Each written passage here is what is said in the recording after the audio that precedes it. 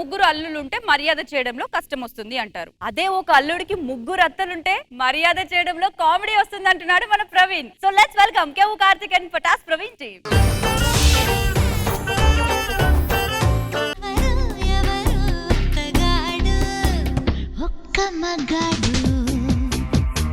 నాకు హైదరాబాద్ లో జాబ్ వచ్చింది. నేను అక్కడికి వెళ్తానంటే మా నాన్న ఏమన్నాడంటే నీకు ముగ్గురు మేనత్తలు ఉన్నారు, వాళ్ళ దగ్గరికి వెళ్ళి మాట్లాడిన తర్వాతనే ఇంటికి వెళ్ళమన్నాడు. ఇప్పుడు నేను ఫస్ట్ మా మేనత్తల ఇంటికి వెళ్ళాలి. ఇప్పుడు మా అత్తమ్మల దగ్గర కుట్టికపోతే బాగోదు కదమ్మా, ఏదైనా కొనుక్కొని తీసుకొని వెళ్తా. రాజమండ్రి రాగమంజరి మాయమ్మ పేరు తలవనోళ్ళు లేరు మేస్తిరి కళాకారుల ఫ్యామిలీ మరి తిప్పుకుంటా వచ్చేసారు, వెనకాలే వచ్చేస్తారు గబ్బులేలాగా. ఏదో తిప్పులాడి ఓ తిప్పేసుకుంటున్నావు. నీకన్నా నేనేం తిప్పుతాను లేవే. నువ్వు కూడా బాగానే తిప్పేసుకుంటున్నావు. ఎటు బాగా రెడీ అయిపోయారు లేవే. నాకు లీనకలు వేసుకొని పెద్ద నువ్వు తిప్పింది కా నేను తిప్పుతానంటావా? నేను ఆనగలను వేసుకున్నాను, నీ ఒంటి మీద అవి కూడా లేవు కదా, చూసుకోకపోతే అంత కింద పైన. మొగుడిని చంపావు, నీకే ఉంటే నాకెంత? ఏదైనా మాట్లాడినా మొగుడు గురించి మాట్లాడేవనుకో ఊరుకోనే. కృష్ణ భగవాన్ గారు తినేస్తారా ఏంటి?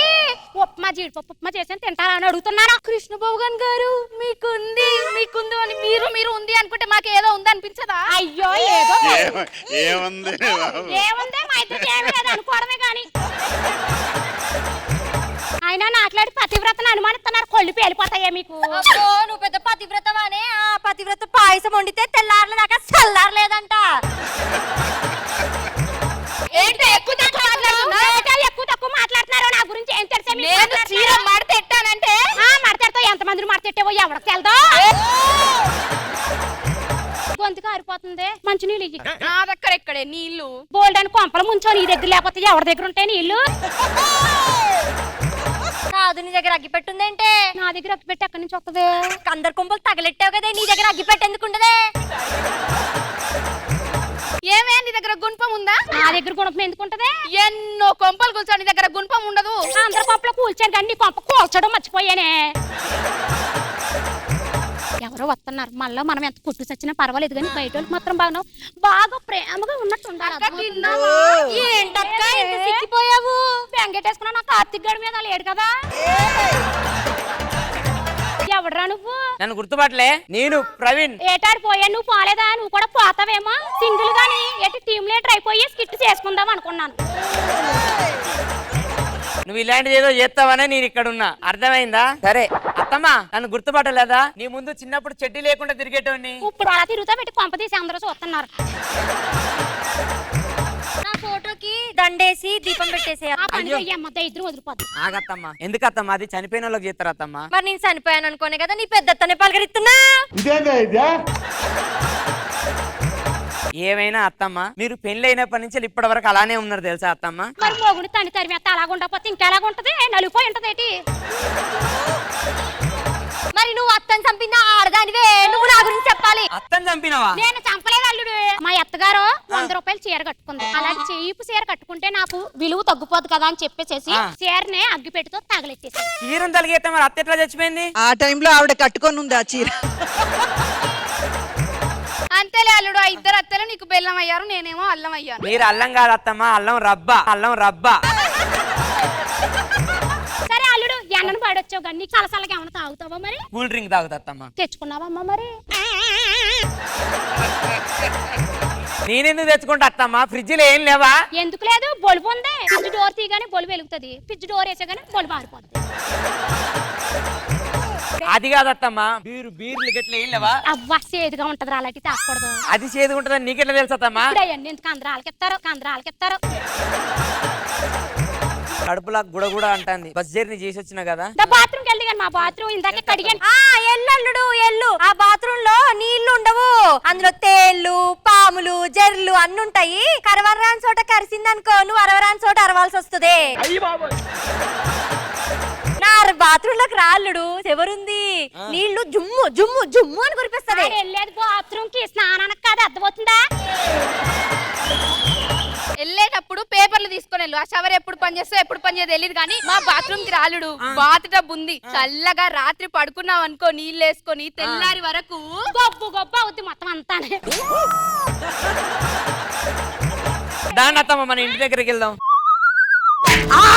అత్తమ్మ ఏళ్ళు పడ్డాయి అత్తమ్మ డోర్లా. మరి పడబెట్టి మరి టేకు బోల్ డబ్బులెట్టి తలుపులు చేపించాను. నీ లోకల్ టేకుకే నువ్వు అట్లా అంటే ఇక్కడ బర్మా టేక్ తో చేయించానా తలుపు? చూడవే ఎంత తిరిగిందో. మాది రాజుల కాలం నాటి డోరు. అబ్బా అయ్యో అత్తమ్మ ఏళ్ళు అత్తమ్మ. ఏలు కాదు, మొత్తం చెయ్య ఊడొస్తుంది, మొత్తం చెయ్య ఊడొస్తుంది. నీకు అసలు నేను ఏంటి ముద్దపప్పు నెయ్యేసి చేశాను అల్లుడు. ఇది మామూలు పప్పే కదా అత్తమ్మ. ముద్ద కలుపుతాం కదా, ఇలా ముద్ద కట్టగానే అదే ముద్దపప్పు అవుద్ది. బర్రెకింద ఒకటే కొమ్ము ఉన్నది. మీ మాంగారం ఎట్టి తినేటప్పుడు కూర పోలేదన్నాడు, అందుకని చెప్పేసి ఆ కొమ్ము తీసి. ఇప్పుడు ఎలా ఉంది? ఓ బాగుంది అత్తమ్మ, సూపర్ ఉంది. మరి బాబు పక్కన పెట్టు. అల్లుడు నీకోసం రాజుగారి కోడిపుల్లో చేశాను అల్లుడు, తిను.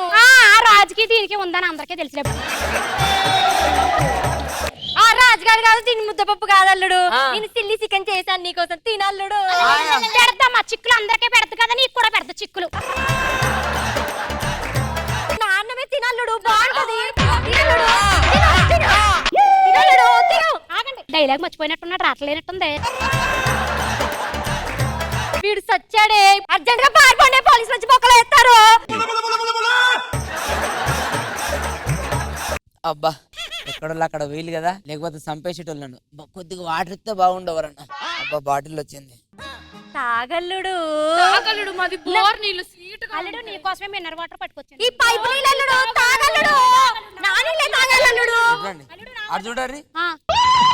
మీ వల్లనే వెళ్ళిపోయాడు అల్లుడు, నీ వల్లనే వెళ్ళిపోయాడే.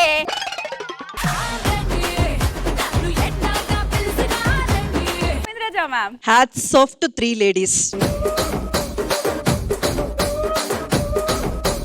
ఎప్పుడూ కూడా మన రాజమండ్రి శ్రీదేవి గారిది హైలైట్ అవుతుంది, కానీ ఈ రోజు వర్షిని హైదరాబాద్ శ్రీదేవి కూడా ఏ మాత్రం తగ్గలేదు, అద్దరగొట్టేశారు.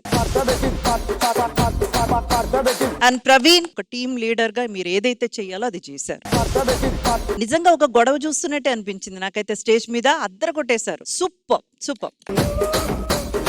కృష్ణ భగవాన్ గారు, శ్రీదేవి, ఇంకో శ్రీదేవి, వర్షిణి చాలా బాగా చేశారు. పల్లెటూరులో అంతరించిపోతుంది, కళ్ళలేదు ఇప్పుడు. ఎందుకంటే ఎవరికి సంబంధం లేకపోయినా లింకులు పెట్టి తిట్టేస్తుంటారు. వాళ్ళకి ఉందేమో రాజుగారు ఫలా ఉంటే రాజుగారే పెట్టారు కదే,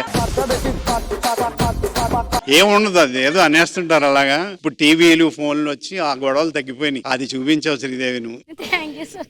ఓకే, ఆల్ ది బెస్ట్.